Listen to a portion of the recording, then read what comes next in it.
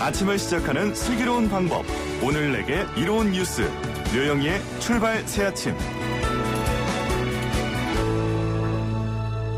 노영희의 출발 새아침 3부 문을 엽니다. 먼저 경제 박뉴스부터 시작합니다.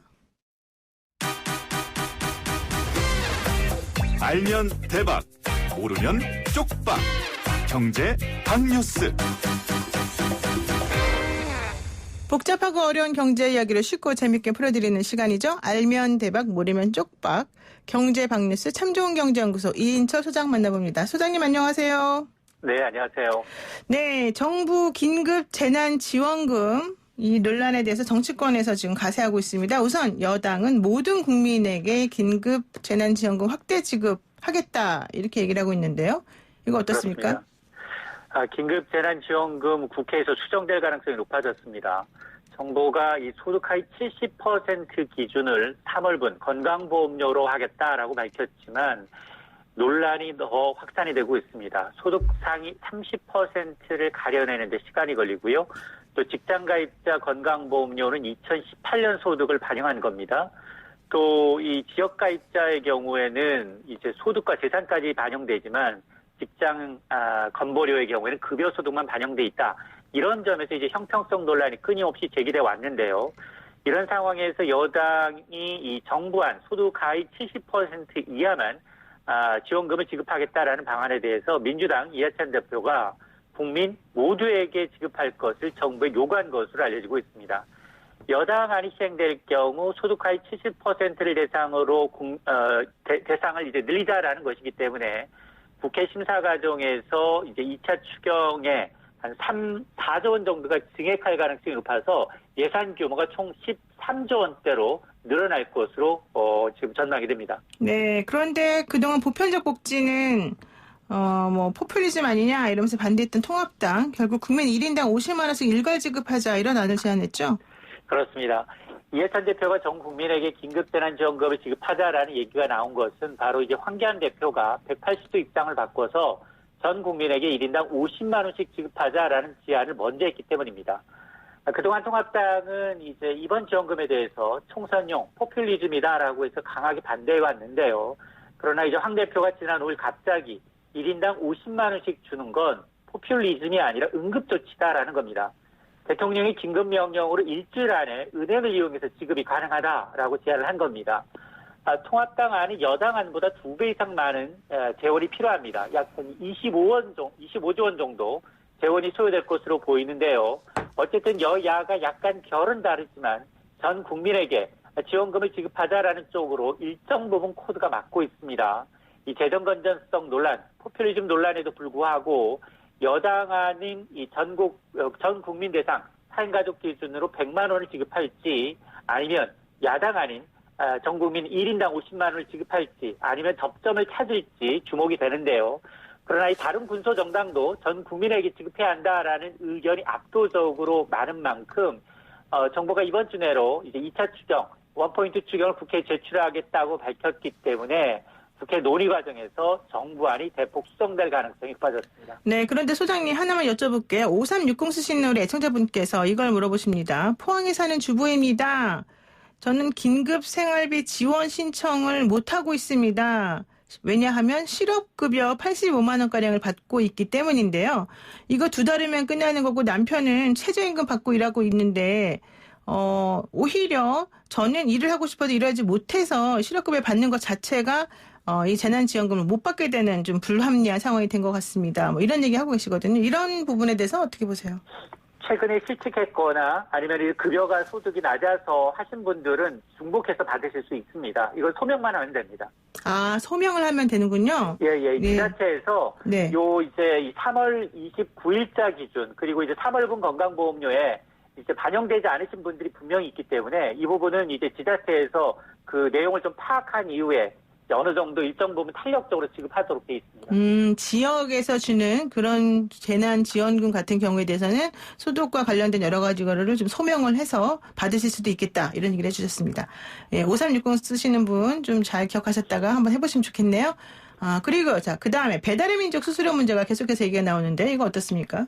그렇습니다. 이제 소탐대실 자업자득인데요.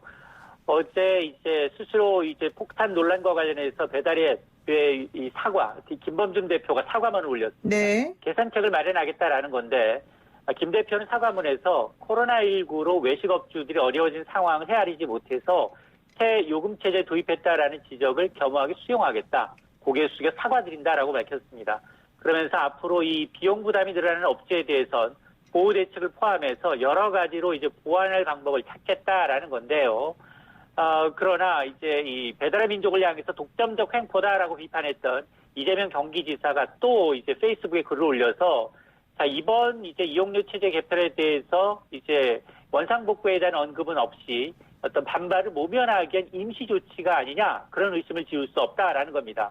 이 사과의 진정성을 이제 의심하고 있는 상황이고 여기다 공정거래위원회도 배달의 민족의 독과점에 따른 피해 부분을 자세히 들여다보겠다라고 한 만큼 지금 배달의 민족은 수정된 개편안을 내놓는다 하더라도 기업 결합 심사 시에 좀 불이익을 받을 가능성이 높아졌습니다. 네, 그렇죠. 기업 결합 심사를 앞두고 있는 상황이죠. 현재 지금 작년 12월에 우아한 형제들이 이 딜리버리 히어로로 넘겼기 때문에 자, 그 앞으로 어떤 식으로 진행될지 좀 나중에 또 다시 얘기해 주시고요. 코로나19로 인한 항공업계 경영난이 정말 심각하다. 이스타 항공 대규모 구조조정 단행한다. 이런 얘기 나옵니다. 그렇습니다. 항공업계 4월 도산설이 확산되고 있습니다. 이 코로나 사태로 수입은 거의 급감했습니다. 그러나 항공기 리스와 같은 고정 비용은 계속해서 빠져나가면서 이 빚에 허덕이고 있는데요. 이 가운데 이스타항공이 이제 구조조정을 하게 됐습니다. 전체 직원이 1,680명의 5분의 1 수준, 350명을 희망퇴직과 정리해고 등의 방법으로 구조조정하기로 했는데요. 당초 밝혔던 감염 규모 750명보다는 절반가량 줄어든 것이지만 이게 확정이 되면 국내 항공업계 정리해고의 어떤 신호탄이 되지 않겠느냐라는 관측인데요. 항공업은 우리나라 직간접 일자리만 한 84만여 개, 국내 총생산의 GDP의 3.4%를 차지할 만큼 큽니다, 비중이. 특히나 이제 저가항공사들의 경우 줄줄이 자본금을 까먹고 있는 상황에서 이 자본스러운 상태이기 때문에 4월 도산설 한두 개 업체가 무너질 것이다라는 얘기가 나돌고 있습니다. 그러니까 전체 직원이 1,680명인데 이 중에서 원래는 750명 정도를 감원하겠다고 했다가 이제 350명 정도로 다시 더 줄어든 상황인 거죠? 그렇습니다. 그런데 어쨌든 그와 같이 하게 된 배경 중에 하나가 인력을 줄이는 방식보다는 이제 급여 조정 등으로 좀 고통 분담을 한번 해보겠다 이런 거였는데 이게 잘 좀 진행이 됐으면 좋겠다는 생각이 드네요. 일단 오늘 말씀 여기까지 듣겠습니다. 고맙습니다. 네, 고맙습니다. 네, 지금까지 참좋은경제연구소 이인철 소장이었습니다. 지금부터 긴급 광고를 시작하겠습니다. 하하하하. 무슨 광고입니까? 그 빨리 좀 알려주세요. 우리 시민들이 또 걱정하시겠네. 다름이 아니라 청취율 조사 기간입니다. 조사는 전화응답으로 진행되는데요. 만약 청취율 조사 전화를 받으시면 YTN 라디오 노영희의 출발 새 아침을 듣고 있다고 말씀해 주시면 됩니다. 많은 분들이 응원해 주신 만큼 노영희의 출발 새 아침에 큰 원동력이 될 것 같은데요. 정치율 조사 전화에서 노영희의 출발 새 아침을 말하는 자 누굽니까?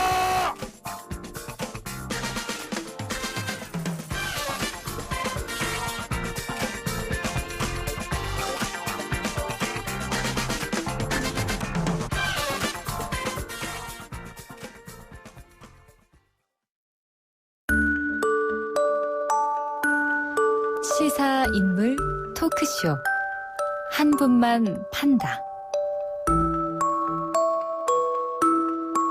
한 명의 인물과 그를 둘러싼 시를 끝까지 파보는 시간이죠. 시사인물 토크쇼 한 분만 판다 시작하는데요. 우선 김영선 시사평론가 나오셨고요. 안녕하세요. 네, 안녕하세요. 김현성입니다. 네, 김영선 평론가님, 좀 전에 우리 광고 들으셨잖아요.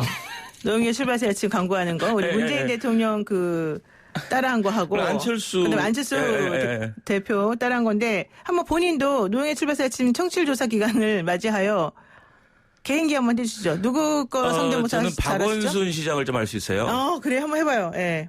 시작. 노영희 씨. 노영희 출발을 지금 안 듣는 사람도 있어요? 그게 뭐예요, 지금? 그게 지금 박원순 시장을 따라한 겁니까? 좀 김현성 씨. 그게 맞아요? 이거 정말. 저는 이런 식의 황당무계한 성대모사 처음 아니, 봤는데요. 시장이 원래 좀 예. 목소리가 좀 그래요. 네, 원래 예. 그래요? 예, 약간. 아닌 것 같은데. 아니에요. 일단 알겠습니다. 아침에 잘 돼요. 아침에 잘 돼요? 지금 아침입니다. 자, 그리고 김태현변호사 나오셨습니다. 안녕하세요. 안녕하세요. 네, 지금 우리 김영석 평론가가 박원순 시장의 목소리를 자칭 흉내내면서 우리 출발새 아침 청취율 조사에서 좀 잘 찍어달라 뭐 이런 얘기 하고 있습니다. 본인도 뭐 하나 해주시죠. 전직 측근 더요? 네, 일단 본인은 뭐 하실 수 있는 거 있어요? 저요? 뭐하지? MB 한번 해볼까? 한번 해봐요. 자, 좋아. 이런 거 해야 돼. 아침부터. 자, 시작. 네? 경제가 중요하다. 죄송합니다. 노영희 출발새 아침을 노영희 출발새 아침이 하라고요. 중요하다. 어? 노영희 출발새 아침이 그건 중요하다. 연습을 좀 해야지. 억양 때문에. 한번 해봐 그래도. 싫어요? 끝나고 좋아요. 자, 한 분만 판다 오늘의 주인공 만나봅니다. 아이고.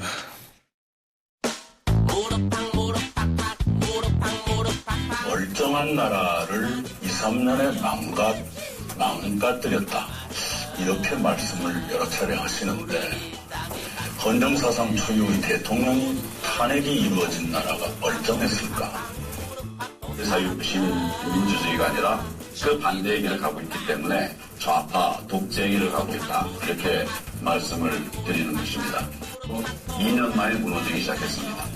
이 문제와 정치적인 입장은 달리 판단해야 된다고 생각합니다.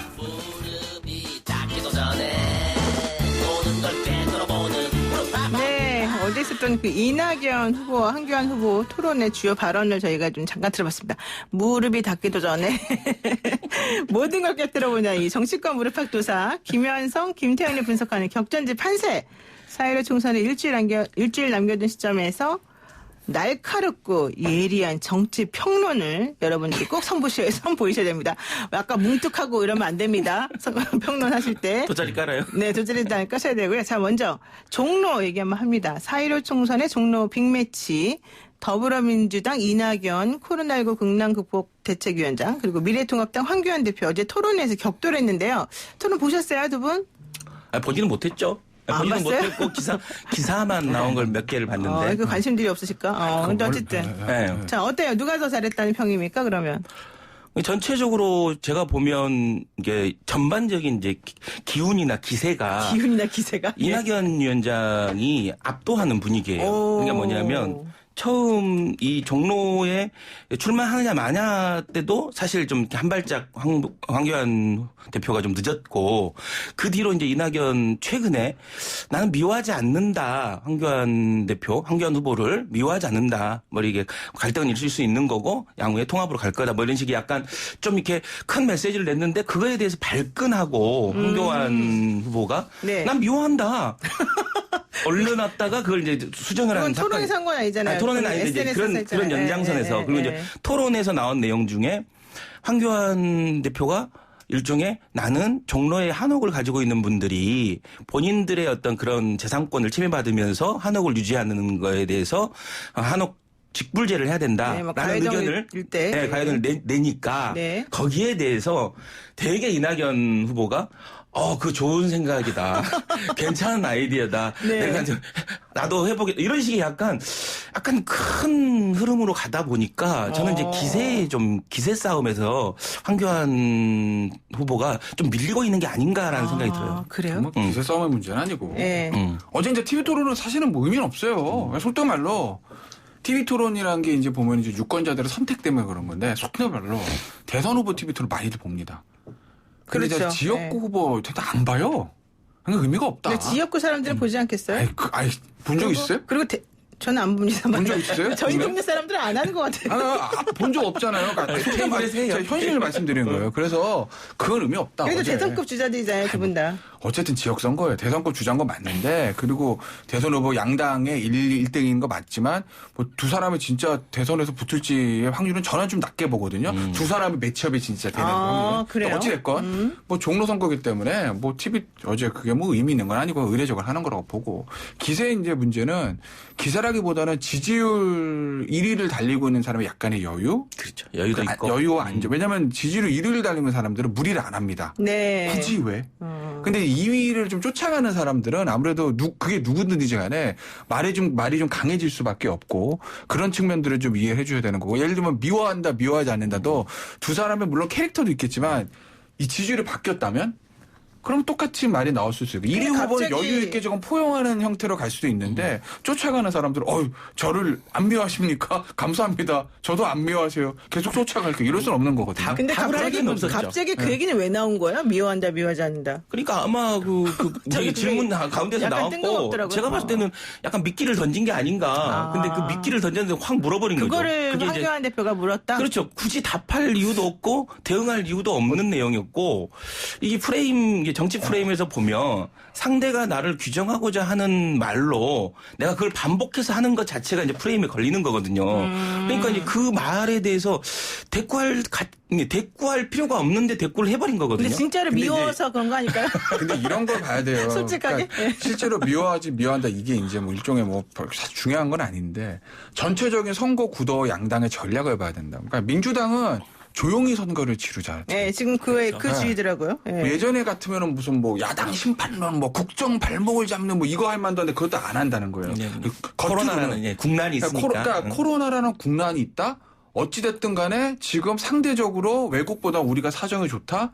우리나라가 사정이 좋은 게 문재인 정부가 잘해서냐, 민간 의료가 잘해서 다 떠나서 어찌됐든 현재 상황이 외국에서 나쁘지 않으니 이런 상황일수록 정부에 힘을 몰아주십시오. 우리를 믿고 따라주십시오. 조용히 가자는 선거거든요. 그 기조는 어디서 보면 알 수 있냐면 공천 과정에 있어서도 사실은 민주당 입장에서 보면 예전에는 물갈이 굉장히 많이 할 것처럼 그러는데 실제로 물갈이 없습니다. 586 중진들 다 그대로 공천이 됐어요. 수도권에서. 그 얘기는 물갈이를 하게 되면 시끄럽거든요. 조용히 가자. 조용히 하려고 물갈이도 안 한 거예요? 그러니까 그게 이제 인과관계가 그렇게 됐다기보다는 굳이 물갈이를 해서 할 필요성이 좀 낮아졌다는 거죠. 조용히 가는 게 맞다고 보니까. 예를 들면 조국 전 장관 문제도 지금 보면 민주당에서 선거 매뉴얼에 물어보면 그냥 조용히 넘어가. 이걸 그런 게 있어요? 선거 매뉴얼. 그러니까 이제 매뉴얼 후보들은 나눠주는 그런 것들이 이제 보도가 된 적이 있는데 거기 보면 저쪽에서 조국 전 장관 문제를 들어서 공수처 문제 들고 나오면 받아쳐가 아니라 조용히 넘어가라는 거거든요. 최대한 조용히 지르자예요. 이 상황에서 굳이 야당 후보들의 충돌, 심판론, 야당의 국정 발목을 이런 얘기 할 필요가 없다고 가는 거고 야당은 지금 어찌됐든 간에 중간 선거기 때문에 그리고 야당을 쫓아가는 입장이기 때문에 문재인 정권 심판론으로 갈 수밖에 없습니다. 그거는. 코로나가 있든 없든 간에 경제 실정의 문제들, 지난 3년간 있었던 문제, 탈원전이라든지 이런 문제들 제기할 수밖에 없는 것이거든요. 심판론을 들이미는 상황에서 저는 문재인 정부를 모든 것이 싫습니다. 심판해야 됩니다. 저에게 표를 주십시오. 이 의무로 가야 되는데 거기서 갑자기 근데 저는 이낙연 후보 좋아요. 가 나올 수는 없는 거예요. 그러니까 그 전체 큰 맥락을 보셔야지. 그것도 지금 개인기 하신 거예요? 네? 아니 그냥 이게 안 비슷해요? 네. 전혀 안 비슷한 것 같은데. 황교안 지금 성대모사 한 거죠? 제 목소리가 그냥 그러니까. 원래 진짜 방송부터 쥐었다 놨다 하는 게 있어야 돼. 일단 미래통합당에서 문재인 정부에게 코로나19 가지고 너무 자화자찬하지 마라 이러니까 민주당에서 조용한 거 아니에요? 네?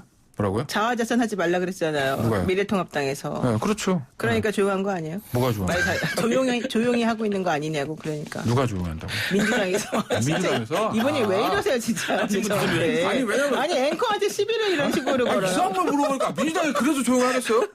그럼 왜 조용한 거예요? 민주당? 왜 조용히 제 말은 이거예요. 왜 조용히 선거를 치르겠다고 한 거냐고요. 그건 왜냐면 기본적으로 아까도 말씀드렸듯이 중간평가 성격이 모든 총선은 그리고 역대 총선들은 대통령 임기 중반에 이뤄지는 총선에서는 집권 여당이 좋은 성적을 거둔 예가 별로 없어요. 왜? 아무래도 사람들은 정권에 출범할 때면 기대치가 높아요. 근데 어느 정권이든지 그 기대치를 완벽하게 충족시키는 정권은 없거든요. 네. 그러니까 에이 하고 심판하게 되는 거예요. 네. 야당에 힘을 실어주자. 네. 그런데 시끄럽게 선거를 치고 그러면 그럼 소득주도 성장 잘 되는지 한번 볼까? 탈원전 잘 되는지 한번 볼까? 공수처 만들고 윤석열 검찰 잡아가지고 각종 문제 다 덮겠다는 거 아니야?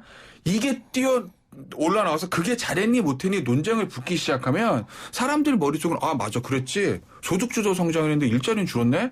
탈원전이라는데 이거 뭐야? 이런 생각들이 나게 마련이거든요. 그러니 코끼리를 생각하지 말자처럼 이슈 자체를 만들지 말고 조용히 그냥 이 코로나가 있습니다. 그러니 여러분 저희를 믿고 따라주세요. 지금까지 괜찮으셨죠? 앞으로도 괜찮을 겁니다. 이걸로 가자는 거죠. 그러니까 여당이 승기를 잡았다고 생각해서 조용한 게 아니라 원래 여당들은 다 항상 조용하게 치러야 된다. 이게 이제 얘기네요. 아니 전혀 그렇지 않죠. 원래 여당들은 조용히 하는 게 아니고. 근데 여기도 얘기 좀 하게. 저는 분량도 좀 주세요. 제가 분량이 좀 없다고 지금 난리예요. 누가 난리예요? 그런 얘기 들어본 적이 없어요. 일단 말씀하세요. 네. 일단 저는 이제 기본적으로 지금 이제 선거라는 게 외생 변수와 이제 내생 변수, 그러니까 밖에서의 변수와 안에서의 변수가 있는데 지금 이제 밖에서의 변수, 지금 선거 국면을 이끌고 있는 거예요. 네. 이제 예를 들면 정말 코로나라는 정말 국난 함께 극복해야 될 이 사안이 있는데 저는 초기에 사실 미래통합당인가요? 미통당의 스탠스가 통합당의 스탠스가 조금 더 어른스럽고 조금 더 포용적이었다라면 지금 네. 상황이 좀 달라졌을 것 같아요. 그런데 이 코로나를 이슈화시킨 거예요. 그러니까 외생 변수인 국난의 문제를 이슈로 삼은 거예요. 그래서 잘잘못을 따진 거예요. 예를 들면 지금 김종인 지금 위원장이 그런 얘기 하잖아요. 우리한테 절대다수 의석을 주면 코로나 당장 극복할 수 있다. 근데 이게 정말 사람들이 조금만 생각하면 문제가 있는 발언인 게 뭐냐면 지금 당장 힘들어 죽겠고 지금 사람들이 죽어나가는데 그 문제를 해결할 방법이 있다라면 지금 내놔야죠. 예를 들면 나는 이렇게 해야 이 문제를 극복할 수 있다라고 얘기해야 맞는 말이지. 야, 나는 문제를 해결할 방법이 있으니까 국민들하고 겁박하는 거잖아요. 협상하는 거잖아요. 겁박이요? 아니, 국민들 협상하는 거잖아요. 예를 들면 내가 이런 방법이 있으니까 과반수를 만들어주면 해결하겠다. 이런 거잖아요. 아니 그 방법이 정말 있다라면 지금 내놓고 조용히 얘기합시다. 네, 지금 내놓고 그거에 대해서 평가를 받아야죠. 내가 이런 방법이 있으니까 이게 채택되려면 우리가 과반수 얻어야 해야 되는데 그게 아니라 우리가 과반수가 되면 이걸 해결할 수 있는 방법을 내놓겠다. 이렇게 얘기하니까 국민들이 야 그러면 이걸 정말 완전히 이건 자기들 당리당략에 의해서 정말 그런 해법이 있는지도 모르겠고 이걸 당리당략을 이용하는 거잖아요. 네. 이거 자체가 굉장히 잘못됐다라고 저는 보는 거죠. 김종인 위원장이 얘기하는 코로나 극복의 문제는 예를 들면 우리가 다수당이 되거나 일당이 되면 바이러스 내가 싹 없앨게. 백신 나는 개발 이런 문제가 아니라 그 얘기 하잖아요. 코로나 바이러스가 지나가면 경제 바이러스가 올 것이다. 그 얘기는 뭐냐면 코로나 사태 이거는 시간이 지나가면 언젠가는 극복이 되겠다. 더 중요한 건 그 이후에 올 수 있는 경제적 파장이다. 그런데 현 정부는 지금 모든 경제 문제를 코로나 때문에 안 좋아요. 이렇게 덮고는 있지만 실질적으로 문재인 대통령 집권 이후에 3년 동안 경제는 체질적으로 완전히 망가졌다. 그 상태에서 카운터punch 한 방 더 맞은 거다. 그러니 코로나가 지금 극복이 된다 하더라도 기본적인 경제 체제를 바꾸지 않으면 경제는 살아날 수 없다. 그러니 우리가 다수당이 되면 그 문재인 정부 왜냐하면 지금 소수당 입장에서는 뭐 할 수 있는 게 없어요. 아니 뭐 미래통합당은 소수당이라 수는 없죠. 아니 다수당이 제일 여당이 아니니까. 이번에 그 문재인 정부의 경제 정책을 밑에서부터 바꾸겠다 그 얘기를 하자는 거지. 그게 무슨 겁박이요? 좋아요. 자 잠깐만요. 그 8307 쓰시는 분께서 아까 우리 김태현 변호사님이 코끼리 얘기하셨잖아요. 민주당 쪽으로 기울어진 쪽으로 편파 방송하지 마세요. 코끼리 얘기하신 분. 이게 민주당의 편파로 방송. 아니, 전혀 아닌데. 이분이 코끼리 얘기하신 분, 민주당 쪽으로 지지하는 편파 방송하지 마세요. 이렇게 하셨길래 제가 소개해드렸어요. 다음 주부터 분홍색을 입고 하잖아? 네, 분홍색 입고 오시면 꼭 보이는 라디오로 여러분은 시청하시길 바라고요. 자, 그래요. 어쨌든, 뭐, 이제 경제 바이러스, 김종인 위원장의 말을 이제 잘 풀어서 앞으로 어떤 일이 벌어질 것인지에 대한 여러 가지 상황 설명해 주셨는데, 그러다 보니까 이 얘기는 안 할 수가 없습니다. 민주당 이낙연 위원장이 어제 토론하면서 뭐라 그랬냐면 황 대표한테 또 통합당에게 코로나19 피해 지원 방안을 두고 왜 이렇게 오락가락하냐. 그렇죠. 이 얘기하지 않습니까? 그 1인당 뭐 50만씩 주겠다 하니까. 이거 어떻게 보세요? 이 오락가락한 속담. 아니, 실제로 오락가락한 거죠. 그러니까 이제 그래요? 이게 이쪽 민주당 내에서 그리고 다수의 어떤 야권의 이야기가 지금은 굉장히 어떤 긴급한 처방이 필요하고 그게 이제 뭐 재난 기본 수당이라고 얘기하든 재난 기본 소득이라고 얘기하든 재난 지원금이라고 얘기하든 상관없이 긴급하게 지원해야 된다. 네네. 그리고 그건 예를 들면 소득에 상관없이 해야 된다라는 얘기를 했을 때 포퓰리즘이다. 네. 코로나를 넣고 자기들의 쌈짓돈처럼 쓰고 있다라는 얘기를 했는데 갑자기 지금 어젠가 4월 5일인가요? 엊그제 황교안 대표가 긴급하게 50만 원씩 그냥 주자. 뭐 이런 식의 이제 스탠스를 바꿨는데 저는 뭐 늦었지만 잘된 일이다.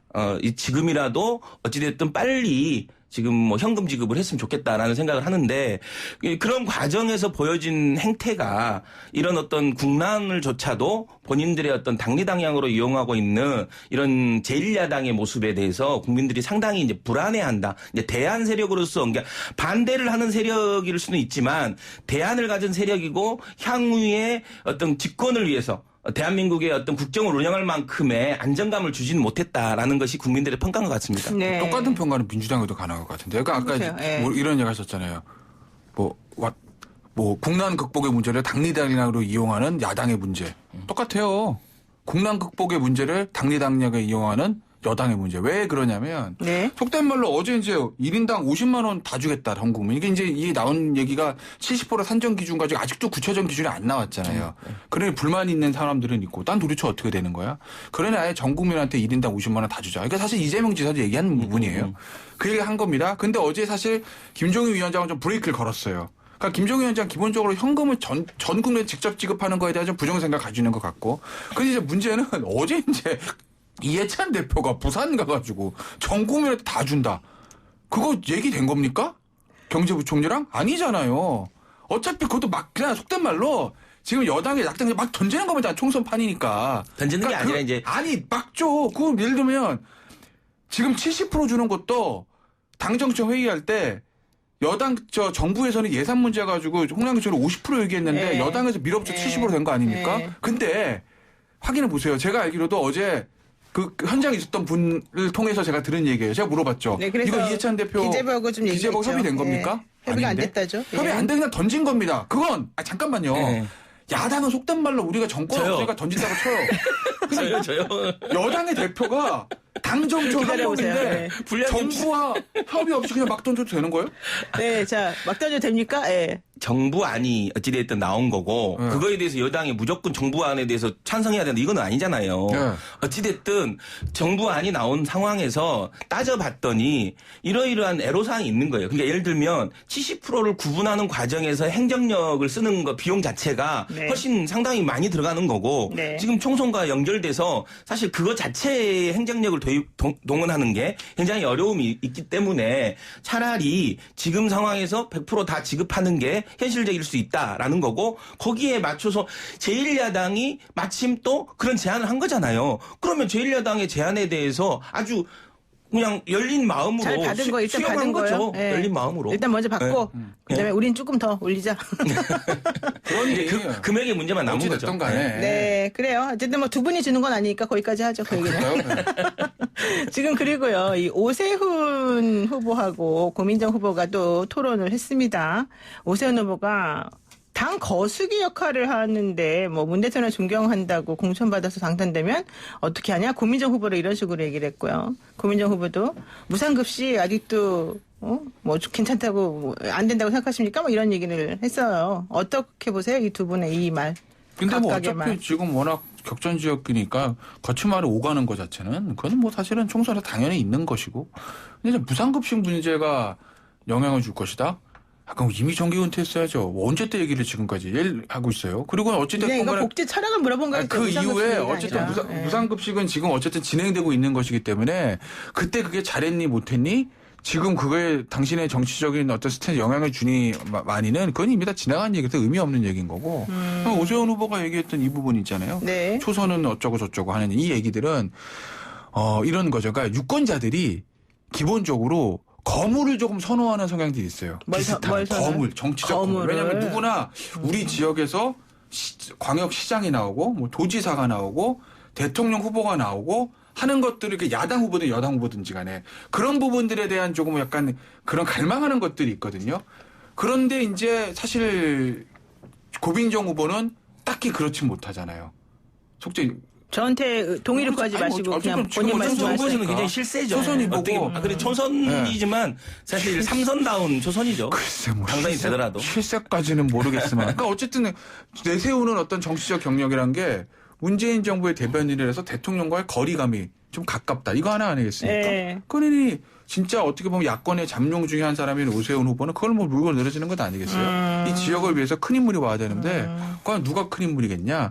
나는 나중에 대선을 도전할 수 있는 사람인데 고민정 후보는 대통령의 뭐 대변인 한 거만 뭐 있어? 이 얘기하는 거예요 지금. 이제 그렇게 치부하고 싶은 거죠. 오세훈 후보 자체는 지금 고민정 후보가 초선으로서 아무 역할도 할 수 없고 그리고 이런 대통령이나 임종석 실장이나 이런 어떤 건물들을 파는 네. 캥거루 정치를 하고 있다. 네. 그렇게 규정하고 네. 싶겠지만 네. 실제로 고민정 후보에게 더 씌워진 어떤 실체와 인식은 네. 상당히 이제 초선이 아니라 네. 재선 3선급의 의원이 될 수도 있다라는 네. 어떤 인식이 많이 팽팽합니다. 네, 지금 우리 보이는 라디오 보시는 분 중에 한 분이 김태현 변호사님 왜 이번에 미래통합당에서 공천 못 받았어요? 이거 질문하고요. 그다음에 또 한 분은 안 받은 걸 못 김현석 받은 게 아니고. 평론가님 왜 더불어민주당에서 오라고 안 그래요? 두 분에게 각각 질문하셨습니다. 자, 아니. 제가 누가 그런 말 했는지는 말씀 안 드리고 그다음 마지막 하나 나 안 받은 거라니까 못 받은 거. 너 신청도 안 했는데 안 받은 거 아니잖아요, 솔직히요. 신청했는데 내가 아무리 알아요. 못 받은 거지. 만약에 될 것 같았으면 했겠죠. 나는 신청도 안 했는데. 전화기가 좋아요. 고장났었나 봐. 네, 좋습니다. 전화기 하필이면 그때. 전화가 안 왔어요. 하필이면 신청 그때. 안 제가 했어요. 아는데. 전화를 할 수도 있었었는데, 그 타임에. 신청 안 했어. 예. 자, 그리고 마지막으로 하나만 이거 질문할게요. 어제 관악갑에서 미래통합당 김대호 후보가 3040 세대에 대해서 약간 논리가 없다, 뭐 무지하다 이런 말 때문에 좀 문제가 됐고요. 이해찬 더불어민주당 대표도 부산에 가서 도시가 초라하다, 뭐 이런 얘기 해가지고 좀 문제가 됐지 않습니까? 이런 발언들에 대해서 어떻게 보십니까? 뭐 두 발언 다 뭐 차이는 있지만 어쨌든 적절한 발언은 아닌 거예요. 네. 그러니까 다들 뭐 안에 진위는 그게 아니었어라 얘기들 하는데 네. 선거판에서 말은 나오면 끝입니다. 언론의 헤드라인 장식하면 자막으로 뽑으면 그냥 끝나는 거예요. 네, 진위를 설명하고 말고는 그거는 뭐 아무런 사태 수습에 도움이 안 되고 제가 봤을 때 뭐 우리 쪽 저희 쪽 얘기부터 우리 쪽 얘기? 아니 어찌됐든 간에 그런 막 나오네요. 김대호 후보는 제가 봤을 때는 공천 처리하고 빼는 게 맞아요. 아, 그래요? 벌써, 지금 이미 그 투표용지 인쇄했는데 뭘 빼요? 아니 그래도 어쨌든 내가 출마 처리하고 그럼 빼는 게 맞아요. 거기는 그냥 포기해요, 그러면은? 어차피 속된 김성식 씨가 말로는 있어요. 김성식 속된 말로 관악갑은 쉬운 동네는 아니에요. 누구 입장에서? 아니 보수 정당 입장에서 관악갑은 쉬운 핑크 동네는 입장에서 아니고 그리고 차라리 그걸 빼서 김성식 후보 도와주는 게 낫다. 그래야 전염이 안 된다. 2012년 총선을 보시자고요. 물론 뭐 총선에서 if라는 건 없지만 당시에 김용민, 노원병, 김용민 후보의 어떤 뭐 과거 발언 문제가 나왔을 때 그 당시 야당에서도 후보 빼야 되는 거 아니야? 안 빼고 밀었어요. 계속. 그랬다가 서울에서 굉장히 악영향을 끼쳤다. 물론 뭐 뺐다고 어떻게 됐는지는 알 수는 없지만 그런 사후 분석들이 있었잖아요. 그거 놓고 보면 제가 봤을 때는 선거판에서는요 과감해야 됩니다. 피도 눈물도 없어야 돼요. 왜 인정을 봐줘야 돼? 저는 빼는 게 맞다. 네. 일단 자, 불량 욕심이 있으신 김현석 평론가님. 일단 그 바이러스보다 되게 빠르게 네. 전파되는 이 말의 속도. 이런 상황에서 상당히 이제 향후 남은 한 10일 정도, 9일 정도 되는 선거 국면에서 결국은 누가 더 덜 실수하느냐. 이게 득점을 하는 것보다는 누가 덜 실점하느냐의 경기가 되지 않을까라고 그건 해서. 뭐 누구나 하시는 말이니까 네, 그거 네. 얘기 말고 다른 얘기 좀 근데 저는 해주시죠. 이번에 아무튼 뭐 지금 그 김대호 소장의 발언 자체는 나를 지지하는 층은 무조건 반대하는 일종의 나를 지지하지 않는 층에 대해서는 반대를 하는 그런 게 나온 거 아닌가 싶어요. 근데 그러니까 그분 좀 화가 났을까요? 3040이 본인을 지지하지 않는다고 생각해서? 뭐 이제 그런 자기를 지지하지 게 통합당을 지지하지 않는 3040의 흐름에 대해서 뭐 화가 났겠죠. 화가 나고 지금 감정적이 돼버린 거죠. 감정이 태도가 돼버린 거죠. 덧붙이실 말씀 없으세요? 네? 덧붙일 말씀? 아니 그리고 저 그 김대호 후보에 대한 그 문제는 드렸고 결국 이제 영향력으로 보면 김대호 후보의 영향력이 좀 더 클 거예요. 안 좋은 악영향. 안 좋은 영향 미치는 걸로? 왜냐하면 속된 이 말 말로 때문에. 민주당 입장에서 부산은 그래봐야 5석입니다. 네, 좋습니다. 그리고 솔직히 말하면 어차피 네. 부산 판사는 어려운데 네. 수도권 좀 다르거든요. 네, 이제 시간도 없는데 왜 물어봐요? 없어요. 잠깐만요. 정치 무릎팍 도사들이 전망한 총선 판세. 제1당은 민주당이 될까요? 통합당이 될까요? 예스, 노. 자, 누가 먼저 맞추는지 알아볼 거니까. 자, 먼저 동시에 대답하십시오. 자, 제1당은 누가 될까요? 민주당이죠. 네, 1대1로 지금 의견이 갈렸습니다. 나중에 제가 여러분들에게 커피 사요? 밥을 사달라고 하겠습니다. 밥을 사요? 네, 오늘 말씀 감사합니다. 네, 고맙습니다. 네, 감사합니다. 지금까지 김태현 변호사 김현성 시사평론가였습니다. 노영희의 출발새 아침 3부 순서 여기서 마치고요. 잠시 후 4부로 돌아옵니다.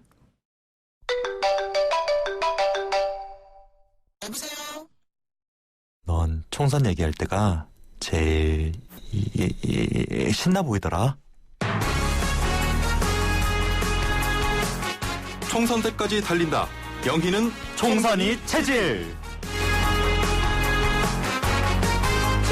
아침이 선보이는 독특한 총선 짚어보기. 영희는 총선이 찾을 시간입니다. 헬마우스만의 특별한 해석을 양념으로 뿌려가지고요. 헬마우스의 총선 체크포인트로 진행합니다. 오늘도 헬마우스 임경비 작가 스튜디오에 나와 계십니다. 안녕하세요. 안녕하세요. 지금 혹시 보이는 라디오 보시는 분들 헬마우스의 머리에 좀 주목해 주십시오. 우리 아까 그 꽃기호 오창석 평론가의 닭뼈슬 얘기를 했는데요. 지금 보니까 원조 닭뼈슬은 헬마우스한테 있었다. 예, 제가 아침을 깨우는 헬마우스가 되기 위해서 닭뼈슬 머리로 오늘 등장을 해봤습니다. 근데 얼굴이 좀 커 보인다는 좀 단점인데요. 아, 예. 자, 오늘 어떤 이야기거리 준비하셨습니까? 총선이 이제 일주일 정도밖에 남지 않았기 때문에요. 이번 총선이 대선 주자들한테는 어떤 의미가 있고 또 지금 현재까지 그 중간 성적표가 어느 정도가 되는지 체크를 좀 해보려고 합니다. 이름하여 4.15 총선과 대선 후보 빅4 중간 점검 시간입니다. 아, 우리 좀 대강 알고 있는 거 아니에요? 그래도 우리가 모르는 게 있을까요? 네네네. 네, 뭐 제가 일단 좀 짚어드리겠습니다. 네네, 좋습니다. 네, 일단 대선 후보 지지율 1위를 달리고 있는 이낙연 후보부터인데요. 일단은 현재까지 상황을 보면 안정적이다. 이렇게 볼 수가 있을 것 같습니다. 그런데 현재 안정적인 상황이 선거 끝나고도 계속 이어진다면 과연 글쎄 괜찮을까? 이제 이런 어떤 좀 고민을 해봐야 되는 그런 지점을 좀 짚어보려고 합니다. 종로에서 현재 이제 미래통합당의 황교안 대표하고 격돌을 하고 있는데 일단 이번 총선 최대 관심 지역구로 꼽히고 있고요. 하지만 이제 선거 초반부터 지금까지 두 자릿수 이상의 격차를 꾸준하게 좀 유지를 하면서 이제 안정적으로 상황을 관리하고 있다. 또 이제 이낙연 후보 같은 경우는 이제 민주당의 공동선대위원장으로서도 돌발 변수들을 뭐 적절하게 잘 통제를 해왔다는 평가를 받는데 뭐 임미리 교수의 그 민주당만 빼고 칼럼 사건이라든지 뭐 최근에 이제 열린민주당 그 위성정당 논란이라든지 이런 데서 이제 원칙적인 입장을 지키면서 상황 관리를 잘 하고 있다. 이게 좀 중평인 것 같습니다. 네. 그런데요. 사실 이제 여기는 사람들이 전부 다 황교안 후보하고 이낙연 후보 두 분에 대한 얘기만 거의 하지만 12명의 후보가 나와 있는 지역구 아니겠습니까? 종로는 역시 이제 정치 1번지다. 네. 이런 생각을 하게 됩니다. 만약에 이 이낙연 후보나 황교안 후보가 칠간성이 있죠. 어쨌든 12명이 나왔으니까. 그 제로는 아니죠. 예. 그렇게 되면은 어떻게 될까요?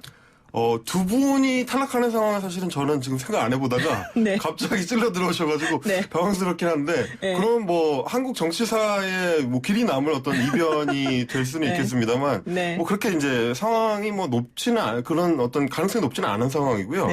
그 이낙연 후보 개인적으로 봤을 때는 이제 총선 이후가 오히려 좀 더 걱정이다. 이런 얘기가 나오는데 왜 그러냐면 당내에 이제 자기 세력의 지지 기반이 이렇게 탄탄한 편은 아닙니다. 그렇죠. 당내 기반이나 입지가 조금 약하다 이런 평이 있죠. 그렇죠. 이제 계속 이제 총리실에 있었기 때문에 당내 지지를 다질 어떤 시간적 여유도 많지 않았었고 그리고 이제 당 내에서도 문제는 뭐냐면 친문계가 이제 가장 큰 지분을 차지하고 있는데 이낙연 후보 같은 경우는 이제 호남계로 분류가 되고요. 실제로 이제 전남지사를 지냈기 때문에 이런 분들이 당 내에서 현재 이제 비중이 크지 않기 때문에 대선 이후가 더 문제다 이런 얘기가 나오고 있었는데 그러다 보니까 이제 최근에 그 동교동계 원로들의 그 민주당 입당 요청. 그 건이 좀 상징적인 사건이다. 이렇게 이제 볼 수 있을 것 같습니다. 정대철 전 의원을 비롯해서 호남계 그 동교동계에서 이제 입당 요청을 했는데 대대적인 기자회견까지 열었습니다만, 이게 뭐, 과연 당 내에서 이분들이 앞으로 기댈 그 기둥이 될 수 있을 거냐 이 부분에 대해서는 조금 더 지켜봐야 된다는 평가들이 많습니다. 그러니까 정대철 전 의원 등 동교동계 원로들이 사실은 이제 이낙연 후보를 지지하겠다, 지원하겠다 이런 입장을 밝히면서 좀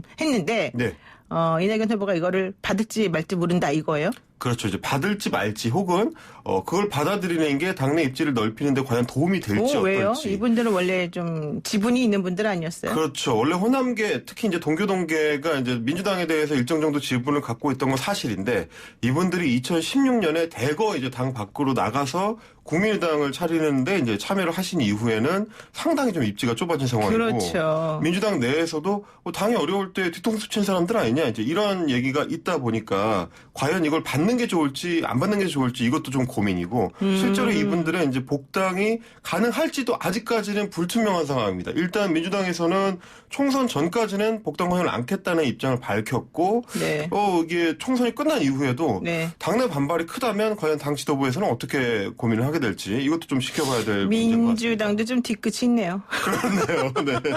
근데 이 와중에 이 동교동계 건너갑 전 의원. 전 의원 같은 경우는 복당 신청해놓고 목포 가서 박지원 의원을 응원하더라. 그렇습니다. 민생당의 박지원 의원은 워낙 친하기 때문에 사실 그런 게 사실 좀 딜레마입니다. 이낙연 후보 같은 경우는 호남에서 그 이낙연 후보를 앞으로 뒷받침해줄 것이다라고 이제 평가를 해줄 수 있을 만한 호남계 그 정치인들이 대부분 당 밖에 있는 분들입니다. 네네. 민생당 현역 의원이거나 아니면 이제 무소속으로 호남에서 출마하신 분들인데 현재 호남 상황을 보면은 민주당의 친문계 그 후보들이 압도를 하고 있는 상황이기 때문에 그렇군요. 총선 이후에도 과연 그분들한테서 어느 정도나 이제 호남계의 지원을 받을 수 있을 거냐 이 부분에 대해서도 아직은 조금 불투명하다. 그렇다면은 이낙연 후보가 뭔가 지금 현재 안정적인 상황을 흔들 수 있는 카드를 총선 이후에는 좀 준비를 해야 되지 않을까. 안정적으로만 가서는 미래가 좀 어렵다. 이런 이제 전망을 해볼 수 있을 것 같습니다. 그러니까 민주당에서 지금 당선이 유력시되는 호남 후보들이 네.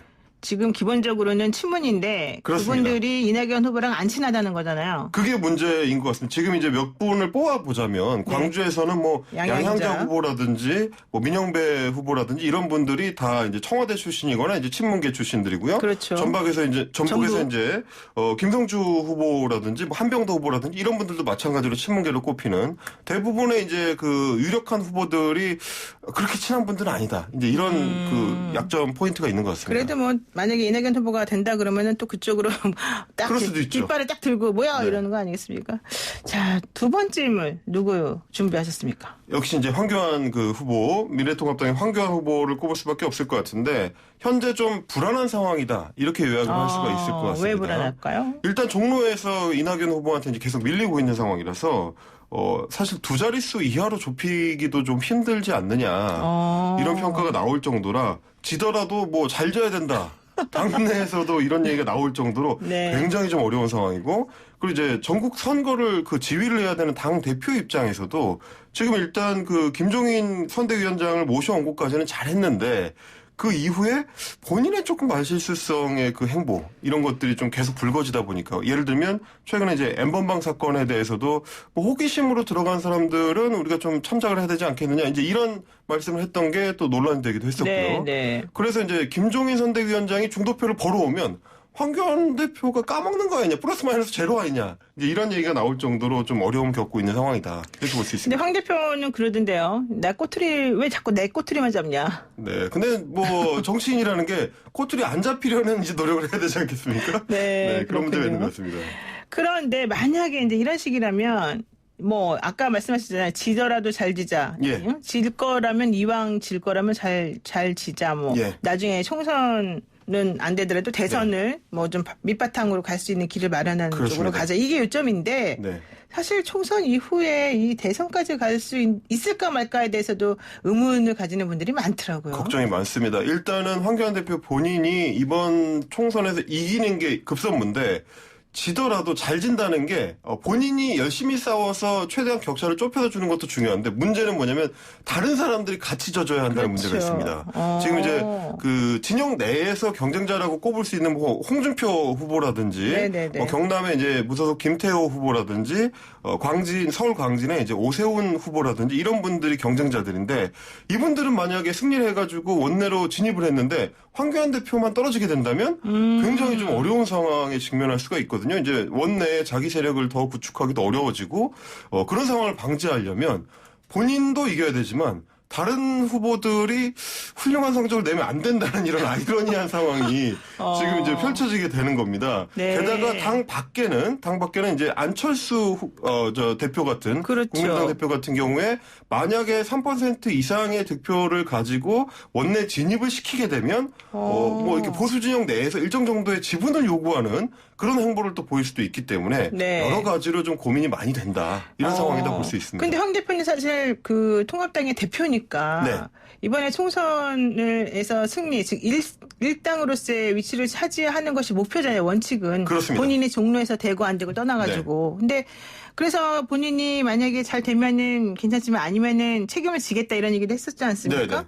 그런 상황에서 본인이 종로에서 뭐 지더라도 전체적으로 만약에 미래통합당이 일당이 된다면 그러면은 또 입지가 살아날 수도 있는 거 아니에요? 맞습니다. 그렇게 되면은 이제 결국은 총선을 승리로 이끈 당대표가 될 수 있으니까. 그렇죠. 그러면 이제 단단한 그 입지를 계속 가져갈 수가 있을 텐데, 문제는 대선이라는 장기 레이스를 봤을 때 아직 해결해야 될 문제가 있다는 겁니다. 예를 들면 제가 이제 친박계에 대해서 앞으로 어떻게 할 거냐의 네네. 문제가 있습니다. 네. 황교안 대표가 대선을 차지를 하려면 결국에는 이제 중도로의 확장을 가져가야 되는데, 총선 이후에 이 중도 확장을 하려면 친박계 문제 혹은 박근혜 전 대통령 문제를 어떤 방식으로든지 해결을 해야 되거든요. 그렇죠. 근데 지금 총선 전에는 유승민 의원하고 그 탄핵의 강을 건너자라는 네. 이것도 저것도 아닌 애매한 말로 애매한 걸로 지금. 묻어놓고 네. 지금 네. 총선을 치르고 있긴 합니다만 네. 선거가 끝나면 반드시 이 문제가 불거질 거거든요. 네. 결국은 이걸 어떻게 해결할 거냐 이거에 대한 고민이 좀 깊어질 수밖에 없다. 또 유승민 의원이 사실은 지금은 조용히 있지만 네. 선거 끝나고 나면 뭔가 움직일 거다. 네. 광폭 행보를 보일 거다. 네네네. 이런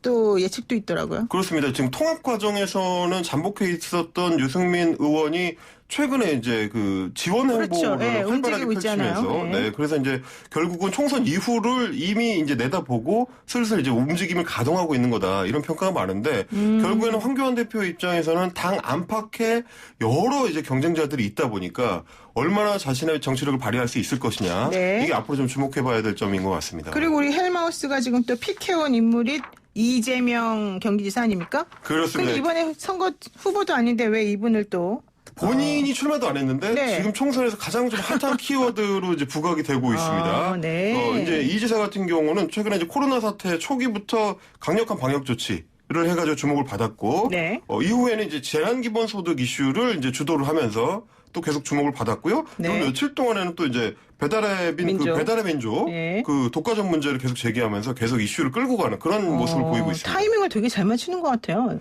그러니까 이제 총선에 본인이 출마를 하지도 않고 게다가 본인이 밀었던 후보들 혹은 이제 친 이재명계로 꼽히는 후보들이 지금 본선에 진출하지 못하는 누구예요, 그런 분들이? 그런 상황들을 겪고 있는데 네. 예를 들면 이제 용인에서 경선 패배한 그 이화영 전 경기도 평화부지사라든지 김용 전 경기도 대변인도 이제 성남 분당에서 이제 고배를 마셨고 그러다 보니까 본선에 진출한 본인 직계 후보조차 없는 상황입니다. 그런데도 지금 핫하게 대선 후보급으로 얘기가 계속 나오는 거예요? 그렇죠. 계속해서 이제 이슈를 주도하고 있는 건데 말씀하신 대로 바로 그 지점이 오히려 이제 약점이 될 수도 있습니다. 장기적으로는 원내에 본인 세력을 구축하는데 실패하게 되면 네. 지금까지처럼 이재명 지사는 계속 원맨 플레이를 해야 되는 외로운 상황이 되기 때문에 그 부분이 앞으로는 계속 고민거리가 될 것 같습니다. 근데 이재명 지사에 대한 민주당의 그 지지자들은 약간 이중적인 감정을 가지는 것 같던데요? 이중적이라는 건 이제 그러니까 어떤 이재명 지사를 지지하는 쪽과 아닌 쪽이 또 내부적으로 네. 많이 갈려 있고 그렇죠, 이재명 지사는 원맨쇼 한다. 네네네. 이런 얘기들도 사실 나와요. 그게 이제 결국에는 양날의 칼이 되고 있는데 이번에 이제 본인의 그 직계 후보들이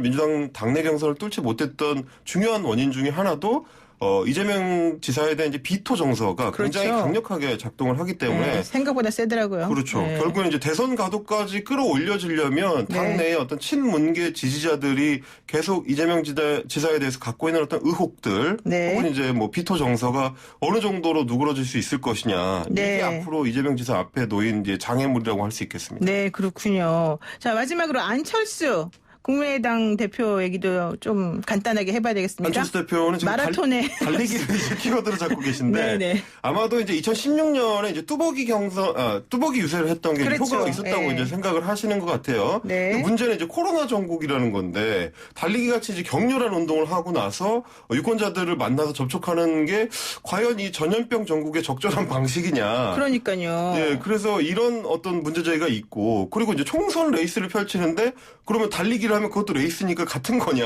과연 이게 총선이랑 얼마나 연관성이 있는 행보냐. 이제 이런 의문이 제기되면서 여전히 여러 가지로 이제 조금 고민이 되는 그런 행보를 보이고 있다. 게다가 이제 코로나 때문에 대구 가서 의사로서의 또 모습을 보여주니까 좀 네. 좋긴 했는데 오히려 네. 그게 문제다. 왜냐하면 의사 안철수가 부각되더라. 그렇죠. 의사 안철수 개인이 부각되다 보니까 결국에 국민의당이 안철수의 원맨당 아니냐. 이런 약점이 여전히 지금 상존하고 있는 그런 상황인 것 같습니다. 그렇군요. 오늘도 역시 총선 체크포인트 아주 재밌게 잘 들었습니다. 우리 꽃교회 버금가는 어떤 분이 제2의 배종찬인가요? 머리 모양을 보시고 이런 얘기도 하셨는데. 다음 주에도 신나는 머리 모양과 함께 돌아오겠습니다. 네, 알겠습니다. 오늘 여기까지 듣겠습니다. 고맙습니다. 감사합니다. 네, 지금까지 헬마우스 임경빈 작가였습니다. 네, 오늘 저희가 준비한 소식 여기까지입니다. 여러분 오늘 잘 들으셨는지 모르겠는데요. 청취율 조사 기간이 오늘부터 시작됐습니다. 청취율 조사 02로 시작되는 전화 받으시면요. 여러분들 스팸이라고 안 받지 마시고 꼭 받으셔서요. 노영의 출발새 아침 정말 애청한다. 이 말씀 꼭 해주시기 부탁드리겠습니다. 노영의 출발새 아침은 내일 아침 7시 정각에 변함없이 재미있고 슬기로운 내용으로 찾아뵙겠습니다. 고맙습니다.